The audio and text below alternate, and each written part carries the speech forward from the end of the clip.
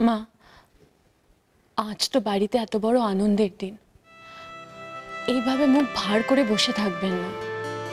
আমি জানি আপনি আমার উপর রাগ করেছেন, আর করবেনই তো। আমি কাজই এমন করেছি। আপনাকে না জিজ্ঞেস করে কাকুলিকে এই বাড়িতে নিয়ে এসেছি। কিন্তু কেন জানেন মা? এই পরিবারে নতুন যে আসছে, যাতে তার উপর কোনো অন্যায় না হয় তার জন্য। আজ তার আসার আনন্দে তার ঠাকুমা খুশি হবে না? ভাবুন তো, আর কটা দিন পর আপনি এখানেই বসে থাকবেন, আর সেই ছোট্ট মানুষটার গায়ে তেল মাখিয়ে দেবেন। তারপর সে তার ঠাম্মা ঠাম্মা ডাকে আপনাকে অস্থির করে দেবে। দাদুর সঙ্গে পুরো বাড়িতে হুটোপুটি করবে, তারপর দুজন মিলে আপনার বকুনি খাবে। এই বাড়ির চেহারাটাই বদলে দেবে সে। ঠাকুরপো, সে তোমাকে বাবা বাবা বলে ডাকবে। সেই ডাকটা শোনার আনন্দ যে কি, সেটা হয়তো তুমি আজ বুঝতে পারবে না। যেদিন বুঝবে সেদিন দেখবে নিজেকে এই পৃথিবীর সব থেকে সুখী মানুষ বলে মনে হচ্ছে।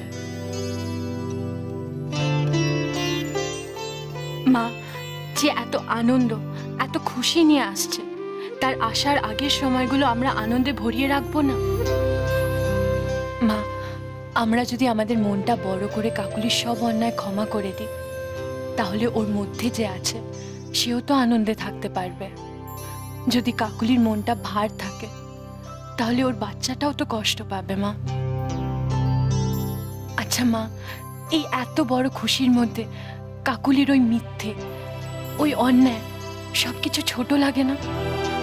মা, মনে করুন না, আপনি যা করছেন সব ওই ছোট্ট বাচ্চাটার কথা ভেবে করছেন। কিরে, কিছু বলে না কেন এরা? স্ট্যাচু খেলছে নাকি? আমি জানি মা, কাকুলি যে অন্যায়টা সেদিন করেছে, তার জন্য সবচেয়ে বড় মূল্য আপনাকে দিতে হয়েছে। অপমান অসম্মানের আঘাত আপনার সব থেকে বেশি লেগেছে। তবুও মা, সেই সব কষ্ট কি ওই কচি গলায় ঠাম্মা ডাকের কাছে ধুয়ে যায় না? আমি জানি মা, সব কষ্ট ভোলা যায় না, সব অন্যায় ক্ষমা করা যায় না, কিন্তু জীবনটা তো সেই পেছনে ফেলে আসা অন্যায়ের কথা ভেবে কাটানো যায় না। সামনে যে নতুন আনন্দ অপেক্ষা করছে, যে নতুন দিন অপেক্ষা করছে, তাকেও তো কাছে টেনে নিতে হয়। বাহ, বদ্দি তো হেভি লেচকার দিচ্ছে। এই প্রথমবার বদ্দির লেচকার শুনতে এত ভালো লাগছে। আমরা তো কাকুলির থেকে বড়, আমরা কি পারি না ওকে আরেকটা সুযোগ দিতে? আমরা যদি বড় হই, আমাদের মনটাকে যদি আরো বড় করি, তবে দেখবেন যে অন্যায় করেছে সেও ভবিষ্যতে অন্যায় করার আগে দুবার ভাববে, তারপর সে নিজেই পিছিয়ে যাবে। মা, দেখবেন এবার কাকুলি নিজেই বদলে যাবে, আমাদের এই পরিবারের একজন হয়ে উঠবে। না বড় বৌদি, কাকুলি কখনো বদলাবে না, ও বদলাতেই পারে না। আমি তো বলছি, ওর শরীরে যে বাচ্চাটা বড় হচ্ছে না, ওর মতোই নীচ হবে, ওর মতো স্বার্থপর মিথ্যেবাদী হবে, লোভী হবে। ওর মতো কেন, হয়তো ওর থেকেও খারাপ হবে। ঠাকুরপো, ছি, তুমি না সেই বাচ্চাটার বাবা? নিজের সন্তানের ব্যাপারে কেউ এরকম কথা বলতে পারে? যে এখনো পৃথিবীর আলোই দেখেনি, তাকে তুমি এমন অন্যায় দোষ দিচ্ছ? নিজের বুকে হাত রেখে বলো তো, তুমি কখনো কোনো অন্যায় করনি? বলতে পারবে না, কারণ তুমি জানো তুমি কি কি করেছো। প্রথম থেকে কাকুলির ছোট ছোট মিথ্যেতে তুমি তাকে প্রশ্রয় দিয়েছো, মিথ্যেগুলোকে আড়াল করেছো। গুদামে আগুন লাগার ঘটনায় তোমার কোনো হাত ছিল না বলতে চাও? বড় বৌদি, আমি তো... থাক ঠাকুরপো, আমি সেসব নিয়ে আজ কাটাছেঁড়া করতে চাই না। শুধু একটা কথা জেনে রেখো, ছোট ছোট মিথ্যেগুলো বাড়তে বাড়তে আজ এই আকার নিয়েছে। ঠাকুরপো, একটা মেয়ে যখন তার বাপের বাড়ি ছেড়ে তার শ্বশুর বাড়িতে আসে, সে শ্বশুর বাড়ির লোকেদের কার চোখ দিয়ে দেখে জানো? তার স্বামীর চোখ দিয়ে। সেই মানুষটা তার বাড়ির লোকেদের কিভাবে দেখে, তাদের সঙ্গে কিভাবে ব্যবহার করে, তাদের সম্মান করে কি অসম্মান করে, এই সব ওই মেয়েটা দেখে। আমি এই বাড়িতে এসে তোমার বর্দার চোখ দিয়ে সবাইকে এই বাড়িতে দেখেছি। দেখেছি তার মধ্যে তার মা বাবার জন্য শ্রদ্ধা, ভালোবাসা, সবার জন্য স্নেহ, চিন্তা, সব। সে সবকিছু আমার মধ্যে চলে এসেছে।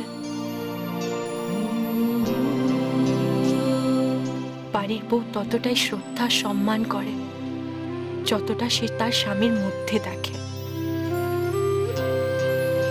কাকুলি কি দেখেছে তোমার মধ্যে ঠাকুরপো? কাকুলির দিদিমার অসুখ, হসপিটালে ভর্তি, মরো অবস্থা। এসব মিথ্যে বানাতেই হতো না যদি তুমি তাকে বলতে মায়ের কাছে গিয়ে অনুমতি নিয়ে যা করার করবে। কি হতো? মা একবার মানা করতো, দুবার মানা করতো, কিন্তু মেনে তো নিত। সেই ধৈর্যটুকু তুমি ধরতে পারলে না। তাহলে যদি শাস্তি পেতেই হয়, কাকুলি একা কেন পাবে?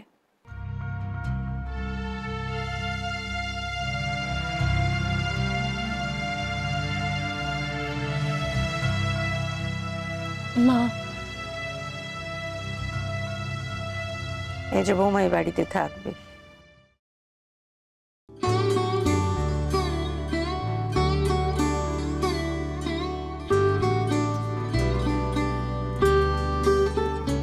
থাকবে কারণ সে আজ একা নয়, আর তার অন্যায় শাস্তি তো আমি এই বংশের সন্তানকে দিতে পারি না।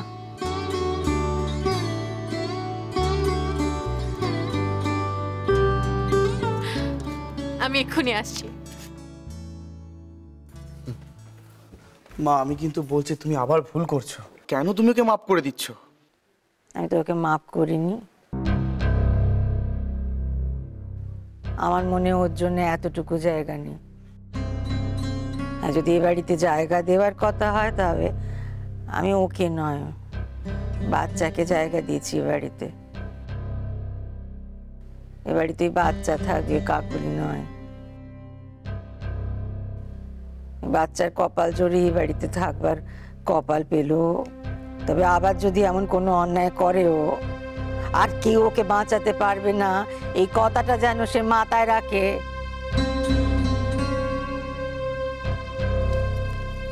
এই নিন মা, মিষ্টি খান। দাদু, এই নিন, আপনি আর একটা খান। পিসিমণি, আর এই যে বাবা, বেশি রাগ করে থাকবেন না, নিন। দেখেছিস, তোর মায়ের কথা আর কারোর মনেই পড়ছে না।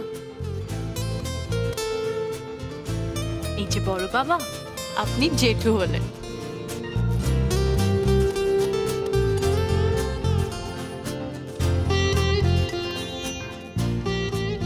আর আপনি বড় মা।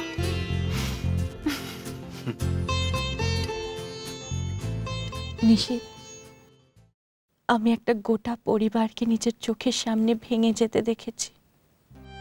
ভেঙে যাওয়ার যন্ত্রণাটা যে কি, সেটা আমি আমার জীবন দিয়ে বুঝে গেছি। আমি কোনোদিনও চাই না এই পরিবারটা ভেঙে যাক। আমি জানি ভাঙার কারণটা আলাদা হলেও যন্ত্রণাটা তো একই।